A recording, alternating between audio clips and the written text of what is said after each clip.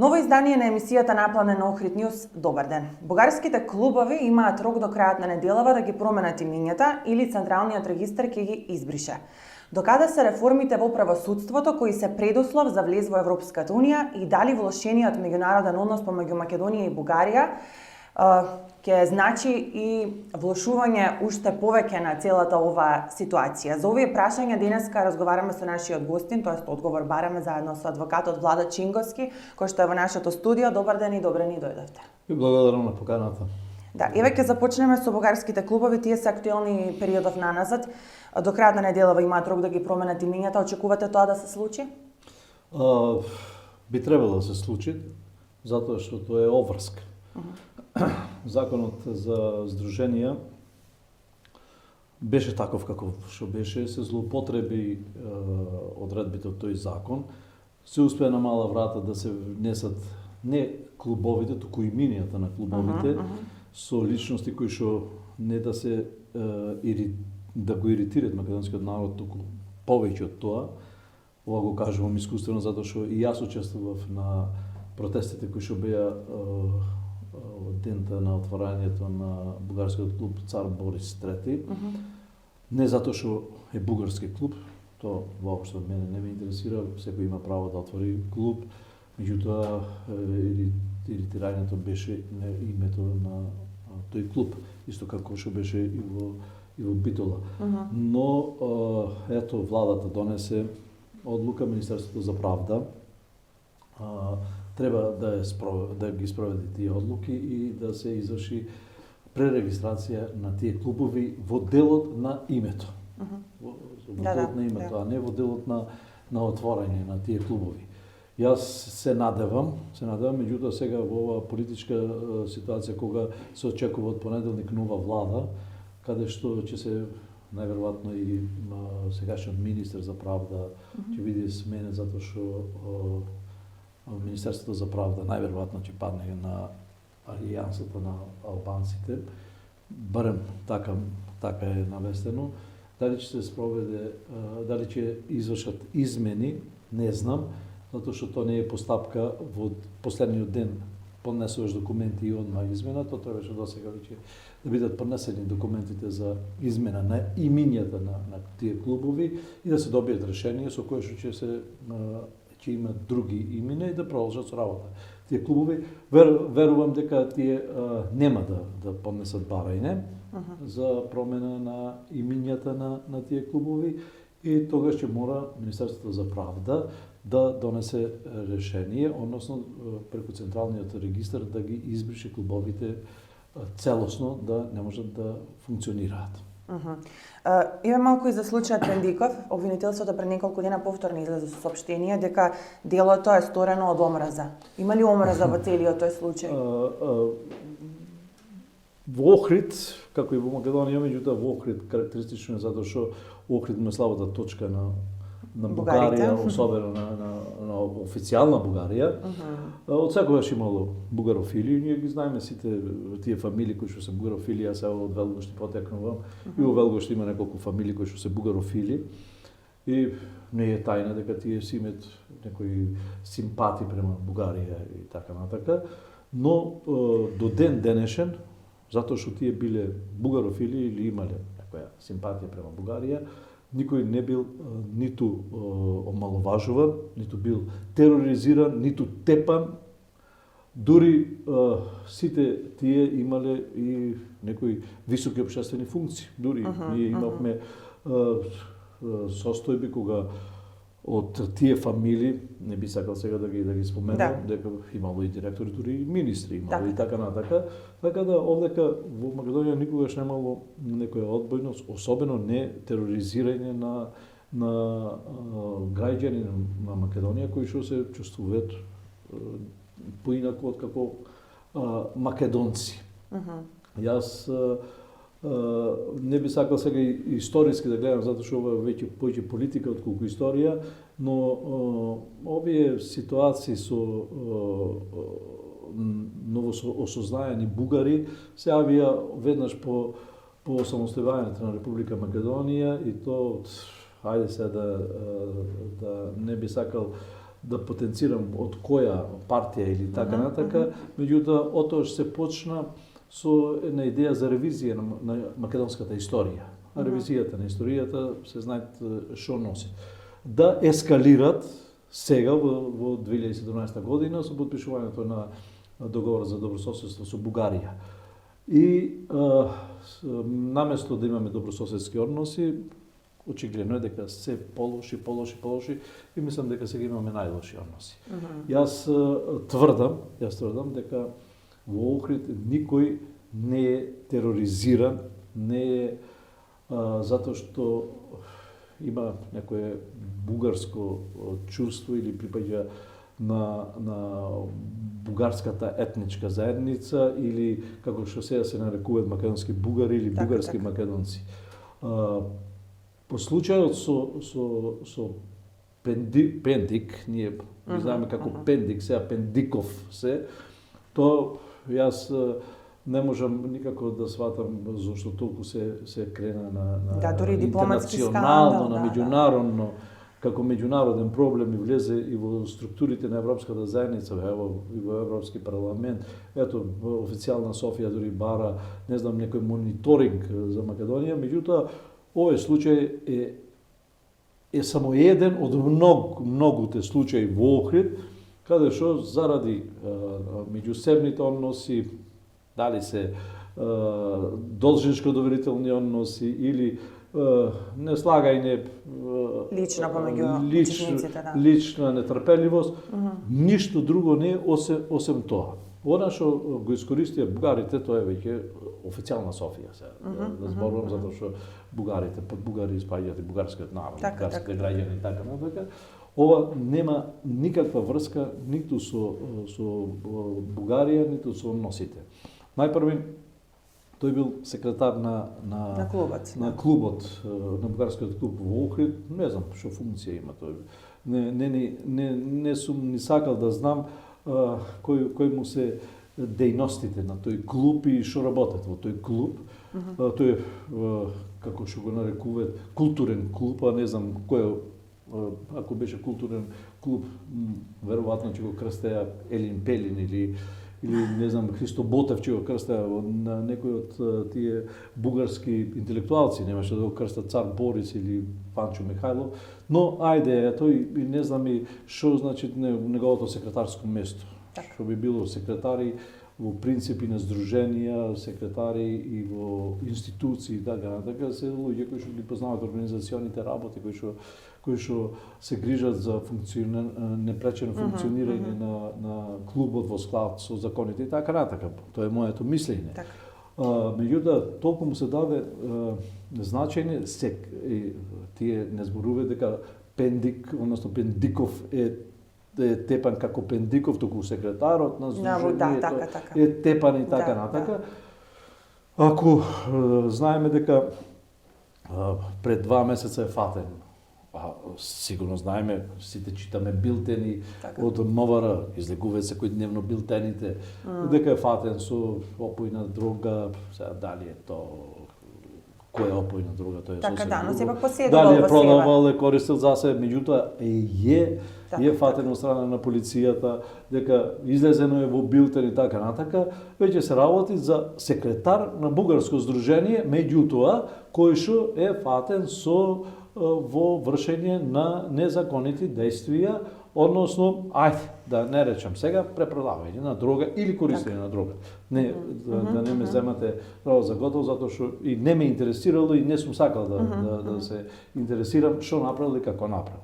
Но факт е дека ниту еден охриѓанец на 19 јануари не би отишол во кафана кај што тој бил со некоја девојка и да го нападне затоа што тој бил секретар на бугарско културно здружение или клуб и пред сите да му кажеш зошто си се пишал ти за бугарин да го нападне. Мислам, тоа се детски работи, тоа се приказни кои што се пласираат и кои што не држат вода. Особено не држат вода ако тој бил фатен со дрога, зошто полицијата не му одредила, односно обвинителството не дало предлог, судијата во претходна постапка не дал предлог за мерка притвор или зошто не е процесуирана таа пријава и така натака. Знаеме дека судството или се кастат многу и го знаеме во каква ситуација е нашиот правосуден систем. Но сето тоа дава една друга слика дека ова е веќе фингирана работа, ситуација која што е користит Бугарија, официјално Бугарија е користит за дополнителен притисок на македонските власти. Значи се врши репресија врз правосудството, тоа го сметате? Мислам дека ова е обичен случај со Пендиков, апсолутно нема никаква политичка позадина и то не само јас што го тврдам, го тврди цел град.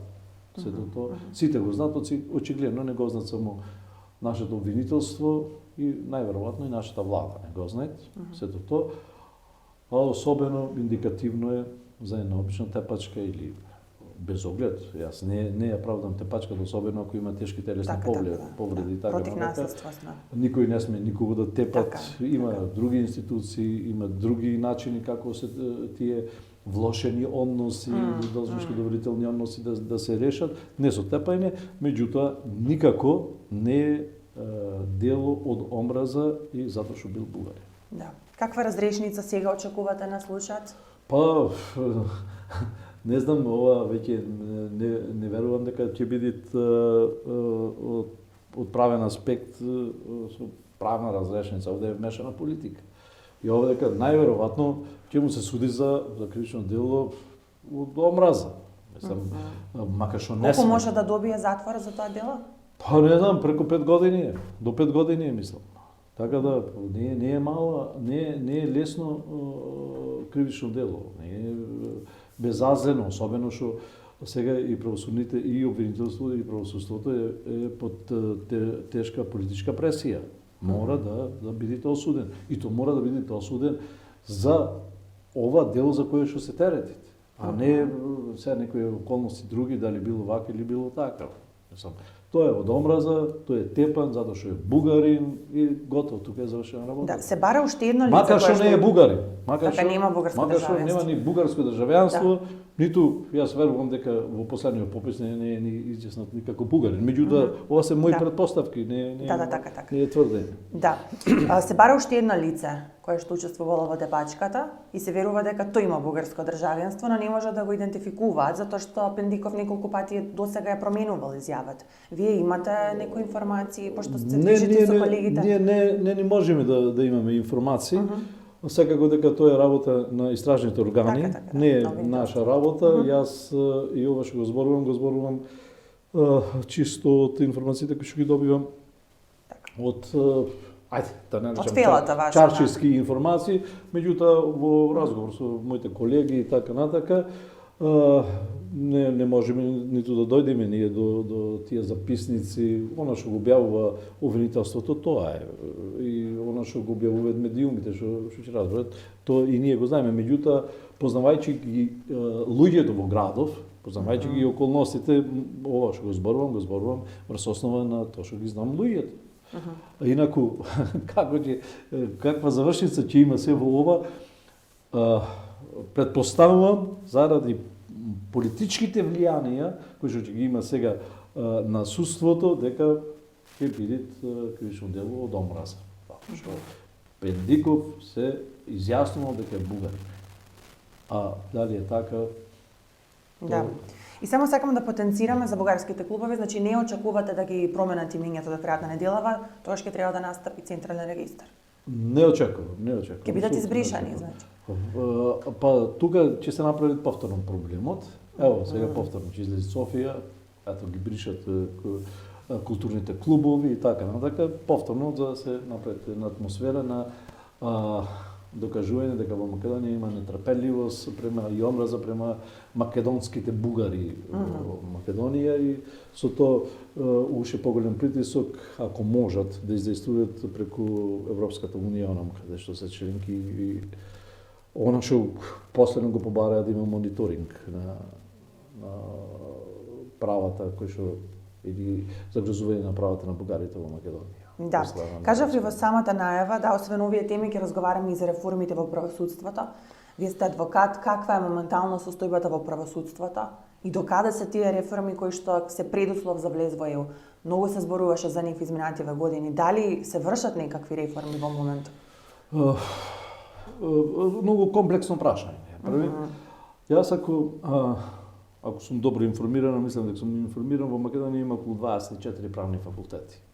Тоа значи дека има повеќе правни факултети колку средни школи во Македонија и има една хиперпродукција на правници кои што пак и не можејќи да најдат работни места, одат во фелата, во адвокатската фела. Полагат правосуден испит и завршват во адвокатската комора ги прима и така. Ево во Охрид некаде сме околу 130 адвокати во еден град од званично 50.000 жители, 130 адвокати. Тоа е огромна бројка. Уште повеќе некаде на ниво на Македонија се околу 5-6.000 адвокати, што значи дека ние сме најголема фирма, да кажам, со најголем број на вработени. Проблемот е првен во образовниот систем, со Законот за високо образование, каде што секој му да отвори и факултет правен и така натака. Имаме Академијата за суди и обвинители, во кој што знаеме и досега како кој се може таму да биде запишан, секојдневно, ако не секојдневно, во месецот или во 2 месеца гледаме дека таму се запишуваат деца или роднини на суди, на обвинители и така натака, што значи дека од една страна ние сме земја со најголем број на правници. Реформите во правосудството се прават со закони. Тука можеме да видиме дали изборот ќе биде, каков ќе биде изборот на суди, дали ќе има судскиот буџет, самостоен судски буџет, ќе има изборот на советот на судскиот совет и така натака, но има некои и други работи. Например, не може во судската зграда да бидат заедно и судите, и обвинителите, и правобранителите, канцеларија до канцеларија. Мислам, тие се има и системски работи, меѓутоа има работи кои што може да се завршат. Јас не би навлегувал подлабоко. Оценката за судството е дават во анкетите. Довербата е многу мала во судството. Како ќе се поправи тоа? Мислам дека имаме добри закони, меѓутоа законите треба да се применуваат.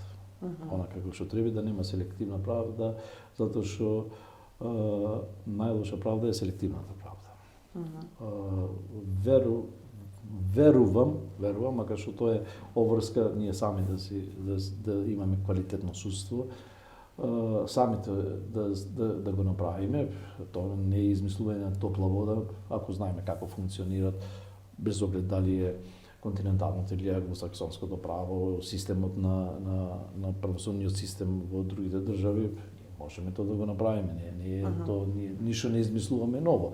Меѓутоа, во имплементацијата, во имплементирањето на сите тие закони, многу сме селективни и гледаме да го прифатиме она што ни одговарат во одреден случај.